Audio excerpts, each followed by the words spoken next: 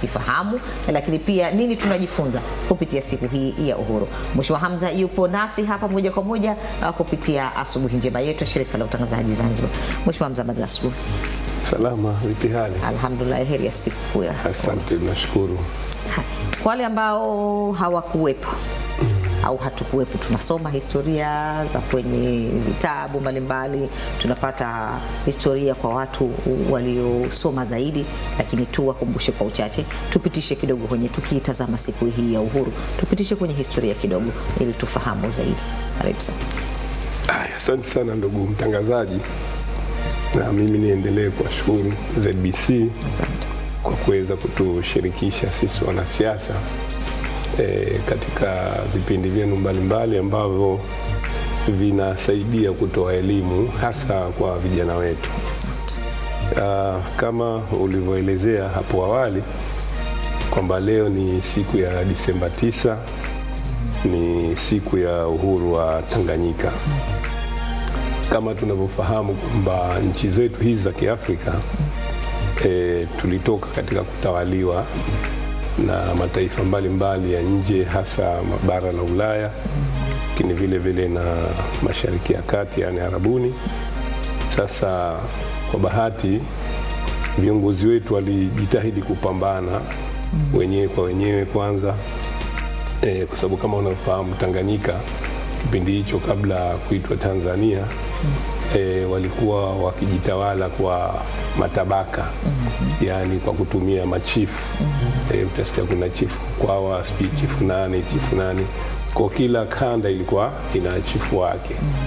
Kwa hiyo Mwalimu Nyerere baada ya kuona kwamba Tanzania ni nchi ya Waafrika na kimsingi kutokana na kugawanyika kwa makabila imesababisha kwamba watawala kutoka nje kuja kuvamia nchi yetu, kwa sababu hatuko wamoja. Wakaamua kuendelea kutugawa, lakini vile vile wakatupata nafasi ya kuweza kututawala kwa muda mrefu.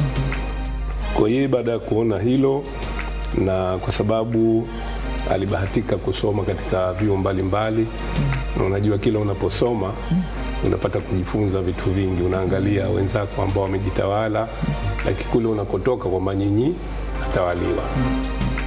Kwa hiyo walikuwa na harakati mbalimbali za kijamii kwanza. Nadhani kabla ya uhuru pia kulikuwa kuna mahusiano baina ya bara na Zanzibar katika kijamii. Nafikiri hata walianzisha vyama vya mpira. Kulikuwa kuna African Association ambayo kwa upande wa Zanzibar, lakini vile vile bara vile vile walikuwa nayo. Kwa hiyo walianza mahusiano ya kimichezo, lakini baadaye Mwalimu Nyerere katika harakati zake za kutafuta uhuru wa Tanganyika kapambana na wakoloni wa Uingereza na Wajerumani mpaka ikafika pahala wakakiri kwamba sasa hivi hawa tuachie nchi yao. Kwa hiyo ilipofika Disemba 9 Tanganyika ilipata uhuru wake, na walifanya sherehe kubwa pale katika uwanja wa Taifa na nchi kukabidhiwa uhuru wake. Na kwa mara ya mwanzo kwa sababu walikabidhiwa uhuru kutoka kwa wakoloni, kulikuwa hakuna uchaguzi. Kwa hiyo walikabidhiwa tu, Mwalimu Nyerere akawa ndio kiongozi wa mwanzo wa uhuru wa Tanganyika. Kwa sababu ukiangalia Mwalimu Nyerere alikuwa tayari na mahusiano na Zanzibar. Kwa hiyo ile baada ya kupata uhuru ilisaidia kuamsha ari ya Wazanzibari kwamba na wao waweze kutafuta uhuru wao. Na harakati nyingi zilikuwa zikiendelea na mpaka ikafika mwaka 1964 na Zanzibar na sisi tukapata uhuru kwa njia ya mapinduzi.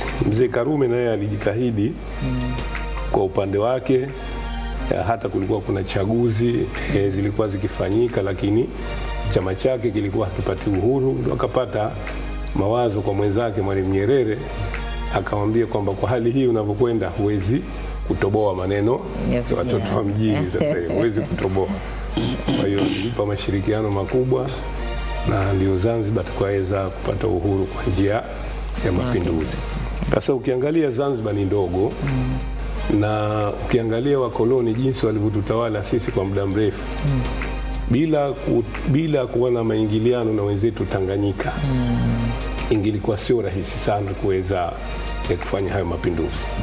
Na ukiangalia hata hao ambao walioshiriki mapinduzi ya Zanzibar, kwa kiasi kikubwa, asilimia kubwa walitokea Tanzania bara vile vile, na kwa sababu hapa tayari walikuwa wana familia zao. Ukiangalia kwa mitaa ya Zanzibar, ukija Miembeni, kwa Linatu, ukija Jang'ombe na mitaa ya katikati pale, watu wengi walikuwa wenye asili ya bara. Na ukiangalia pale kuna Wazaramu, kuna Wandengereko, kuna Wanyakyusa, wengi hasa watu wa jamii ya mkoa wa Dar es Salaam mpaka Rufiji wengi sana katika maeneo haya. Kwa hiyo na wale walikuja hapa zaidi kwa kufanya kazi zile za bandarini, kubeba mizigo. Na kwa hiyo Mzee Karume na yeye, kwa sababu alikuwa baharia, walipata kujenga mahusiano ya karibu sana. Kwa hiyo ndo mpaka ikafika pahala na Zanzibar na sisi tukaamua kujikomboa. Kwa hiyo uhuru wa Tanganyika una maslahi makubwa sana kwa Zanzibar, kwa sababu umetuamsha kutoka katika mikono ya wakoloni. Na Tanganyika baada ya kupata uhuru ndio ikaanzishwa Jamhuri ya Watu wa Tanganyika, kwa sababu kwa kuwa walikuwa wanatawaliwa, walikuwa chini ya utawala wa kikoloni. Lakini baada ya kupata uhuru, ina maana sasa wananchi wakajitawala wao wenyewe. Mwalimu Nyerere kitu alichofanikiwa cha mwanzo, kwanza kuwaunganisha wale wa Tanzania wenyewe. Kama nilivyoeleza mwanzo, Tanganyika ilikuwa imegawanyika katika matabaka hasa ya kimakabila wakiongozwa na machifu. Kwa hiyo moja kitu alichoweza kufanikiwa kuondoa yale matabaka ya watu kutawanyika katika makabila mbalimbali. Kwa hiyo akaamua kuanzisha ile sera ya ujamaa na kujitegemea. Sera ambayo iliondoa matabaka yote, iliondoa ukabila, iliondoa udini, iliondoa kila kitu ambacho kilichowafanya kwamba kila mmoja ajihisi mimi wa kanda fulani. Lakini vile vile aliamua kuimarisha lugha ya Kiswahili, kwa sababu lugha ya Kiswahili ilikuwa inazungumzwa sana kwa upande wa mwambao wa Afrika Mashariki. Inazungumzwa Dar es Salaam, Kilwa, Mafia, Zanzibar mpaka ukanda wa Mombasa. Kwa hiyo watu kipindi hicho walikuwa hawajaunganishwa kwa lugha, walikuwa kila mmoja ana kabila lake na lugha yake. Kwa hiyo hata watu kuweza kuwaeka karibu wakawa moja ilikuwa ngumu. Kwa hiyo Mwalimu Nyerere aliamua Kiswahili kukifanya kama ndio lugha ya taifa. Kwa hiyo hata kama mtu ana lugha yake ya asili, mfano Mnyamwezi, Makonde, Mzaramu, Tengereko na mwingine yote, lakini bado akaja anaunganishwa na lugha ya Kiswahili. Kwa hiyo kile Kiswahili kilitusaidia sana Watanzania kwa kuanzia ukanda wa mwambao mpaka kikatawanyika mpaka mikoa ya bara mpaka nyanda za juu huko, Kiswahili kikawa kinazungumzwa. Kwa hiyo baada ya kuwa jamhuri, baadaye nchi ikaendelea mpaka wakaja kafika pahala kabidi sasa kuwa na bunge, ambalo bunge lile ndio likawa bunge la Tanganyika. Imekwenda kwa sababu utawala lazima kuwe kuna instrument ambazo kuendesha ule utawala wake. Na baadaye Tanganyika mwaka 64 ndo tukaungana na sisi Zanzibar baada ya Zanzibar kufanya mapinduzi. Kwa hiyo baadaye tukawa na katiba ya Jamhuri ya Muungano wa Tanzania ambayo ndio hii hapa nimekuja nayo. Katiba hii kiongozi wa nchi yoyote au kwa Tanzania, kwa sababu kuna nchi nyingine zinaongozwa wala hazina katiba. Lakini kwa Tanzania sisi tumeamua moja kwa moja kuendesha nchi yetu kwa mujibu wa katiba, na rais yoyote anaishika madaraka kwa upande wa Tanzania, lazima kitu cha mwanzo apewe katiba na ale kiapo kuilinda katiba.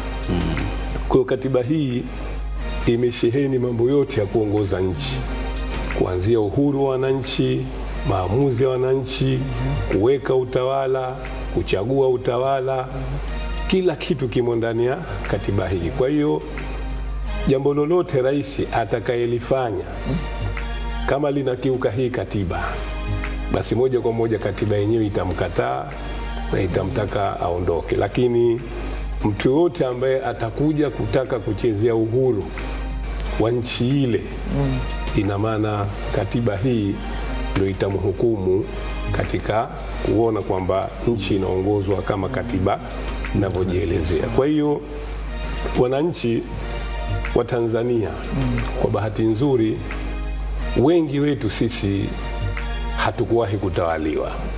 Yani tumezaliwa baada ya kutawaliwa, baada ya kupata uhuru. Nadhani hapa nyinyi nyote vijana, lakini mimi ndo muhenga wenu hapa, lakini na mimi pia sikuwahi kutawaliwa. Sisi ndo wale tunaitwa matunda ya mapinduzi. Kwa hiyo tumezaliwa baada ya 64. Kwa hiyo ukoloni ulikuwa katika kipindi cha nyuma. Kwa hiyo sisi wengi ambao tuko katika tabaka la sasa hivi hatuoni wala hatuhisi machungu ya kutawaliwa. Tunaona kwamba hii dunia tokea ilivyoundwa tuko hivi hivi, tuko huru, tunaishi tunavyotaka, tunajifanyia mambo yetu tunavyotaka, hatubughudhiwi na mtu yoyote. Kwa hiyo ndio maana sasa hivi hasa rika la vijana limekuwa limeanza kushawishika sana na mambo ambayo yanayotokea katika nchi nyingine, kutaka kuyaleta katika nchi yetu. Kwa hiyo kitu ambacho ninachojaribu kuzungumza na Watanzania wenzangu kwamba huu uhuru tuliopata tusiuchezee, kwa sababu tulikataa kutawaliwa ili tujitawale, ili kila mmoja awe huru anapoamka afanye shughuli zake bila bughudha ya aina yoyote. Kwa hiyo nadhani iko haja sana kwamba kwa wazalendo kuangalia katiba yetu inasemaje. Chochote tunachokitaka kukifanya, basi katiba yetu tayari itakuwa inatuongoza. Asante Waziri.